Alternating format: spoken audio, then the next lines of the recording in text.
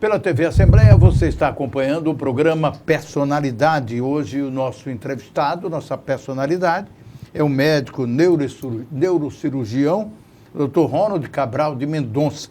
Dr. Ronald, o senhor falou dos 11 filhos do seu pai, quantos se tornaram médicos? 5. 5. Os outros seguiram outras especialidades, outros caminhos? Os 3 homens, porque eram 3 homens, e se tornaram médicos. Eu tenho um irmão mais novo, o meu irmão mais velho morreu. Morreu com 56, 57 anos, um negócio danado. Uma morte de causa cardíaca, extremamente sofrida para mim, porque eu amava demais aquele irmão. E o outro irmão mais novo também se tornou médico, anestesista muito conceituado, é um dos chefes da anestesia lá da Santa Casa. E as minhas 2 irmãs, uma é psiquiatra, outra é endocrinologista, mas nós casamos também com médicos. Então foram praticamente mais 5 médicos. Eu tenho 2 irmãs que são psicólogas, a Rosinete é psicóloga, a Eudócia, 2 enfermeiras e uma professora também que não exerce, que não é da área da saúde. Não é da área da saúde. Bom, mas é a única que não é. É a única. Agora, e na sua família, o senhor constituiu família, não é? O senhor casou-se, a sua esposa é Nádia. Dona Nádia, né? É psiquiatra, psicanalista, não é? É, psiquiatra, psicanalista. Isso. E filhos, doutor? Filho, eu tive 3. Tive 3 filhos e, desgraçadamente, 2 filhos meus foram assassinados. Você deve ter ouvido falar sobre isso. Com certeza.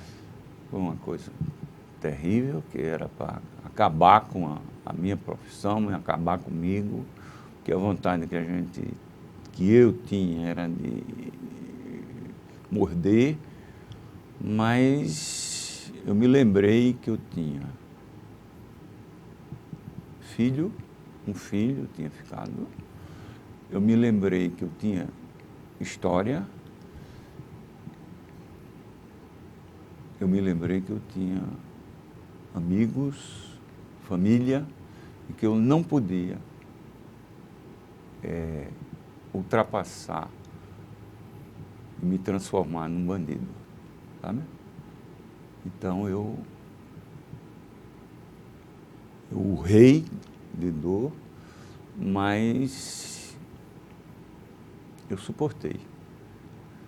E depois, meu filho casou com uma moça e nasceram 2 netos. Eu tenho 2 netos, Caio e Maria Clara. O meu filho é advogado, ironicamente criminalista, mas ele faz um pouco de tudo, mas ele adora tribunal. Na área criminalística. Agora, doutor Ronald, o senhor já explicou assim, em parte, como é que o senhor enfrentou esse pesadelo, não é? Mas, de alguma forma, bom, lembrança, essas coisas nem vou perguntar, porque a gente já sabe. Mas ressentimento, doutor, pela coisa não ter sido da forma como deveria ter sido, que primeiro não ter acontecido e depois pelo acontecido e pelo que veio depois? Olha, Ronald, esse acontecimento primeiro foi desmotivado, não havia razão nenhuma, absolutamente razão nenhuma. E eu relato isso porque um amigo que tinha um cargo eletivo e tinha sido meu aluno na universidade, ele disse: olha, Ronald, você quer que eu vá buscar esse sujeito pela orelha? Eu tiro ele do ônibus, porque o assassino viajou e voltou e estava sendo monitorizado através do celular. E Ele disse, eu vou buscar. Ele ouviu essa conversa lá em casa, ele foi me visitar e disse, eu vou buscar esse sujeito, tiro ele do ônibus pela orelha e arraso com ele. Eu disse, não quero isso. Eu quero que ele volte e diga por que foi que ele cometeu este ato. Porque vai sempre ficar na ideia das pessoas, agora ou daqui a anos, que meus filhos eram marginais, que meus filhos eram isso, aquilo. O meu filho era professor do liceu, estudante de Direito. A minha filha, ela estava separada do marido, ela era casada com o Fernando Torres, estava separada dele. Então, não havia marginais dentro de casa. Eu não tinha mais 2 marginais dentro de casa, porque quando você vê uma morte de 2 irmãos, dá a impressão que é queima de arquivo, que algum traficante tinha ido lá e tal e tal. Então, eu fiz questão, e isso aconteceu.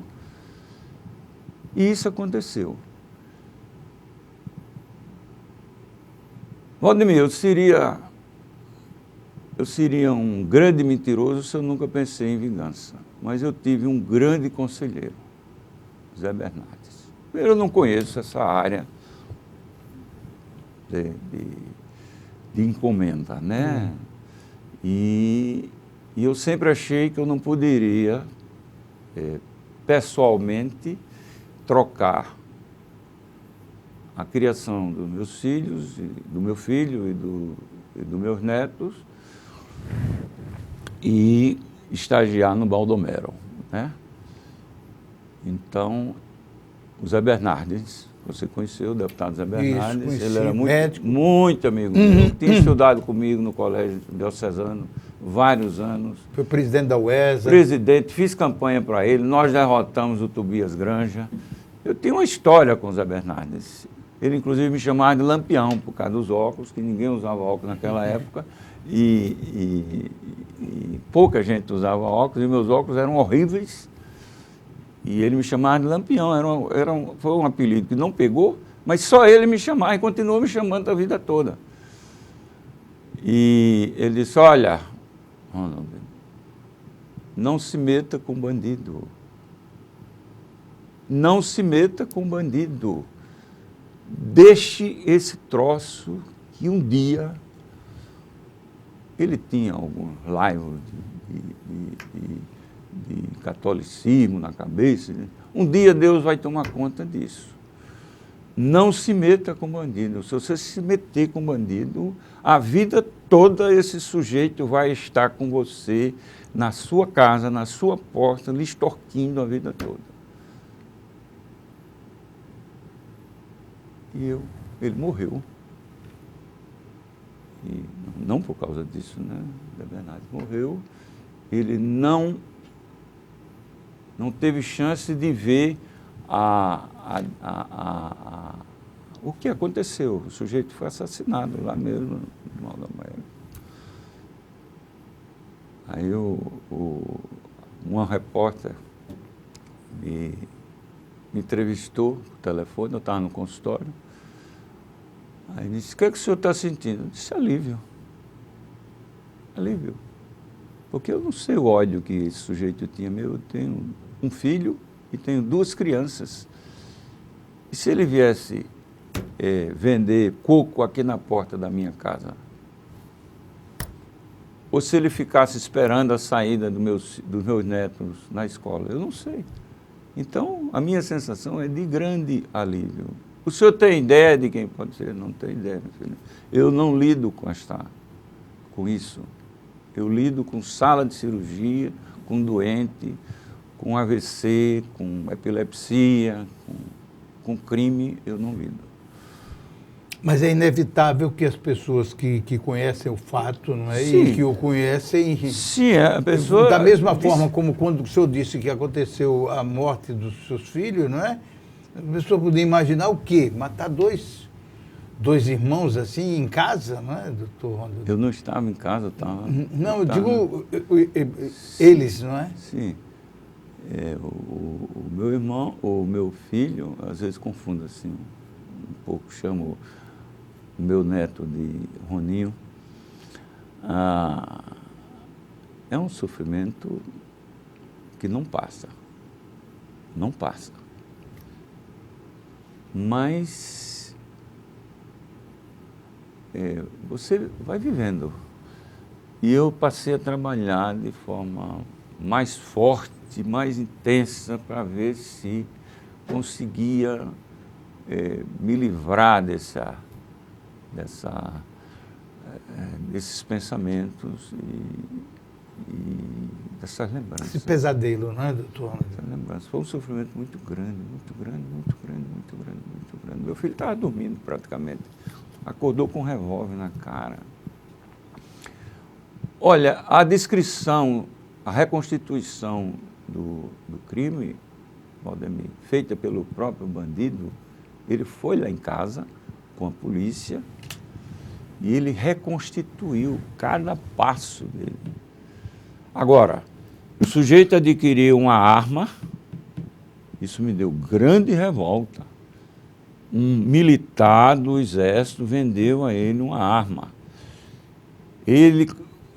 Uma loja chamada Colt 45, lá do shopping, vendeu a esse camarada, esse bandido, uma caixa de bala, sem o sujeito ter arma registrada, absolutamente nada. Ele não tinha nem pose para comprar uma caixa de bala. Estava na cara que ele ia fazer o mal.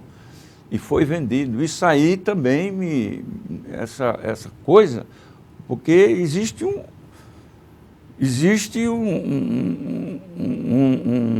momento, né? Se o sujeito não está armado, se ele não está com bala, ele não vai atirar em ninguém, não é?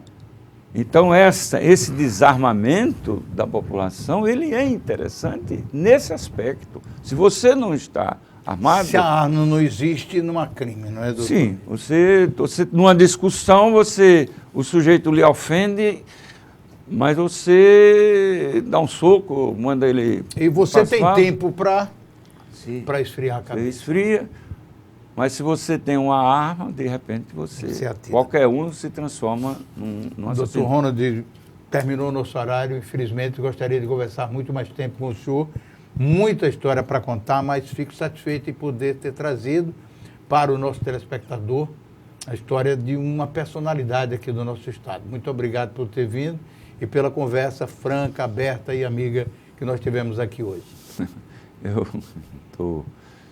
Desculpe se eu me emocionei algumas vezes, mas você mexeu, essas determinadas conversas mexem com os meus objetos internos de forma muito intensa. É natural que isso aconteça. Muito obrigado a você também, telespectador, pela atenção e até o próximo programa Personalidade aqui na TV Assembleia.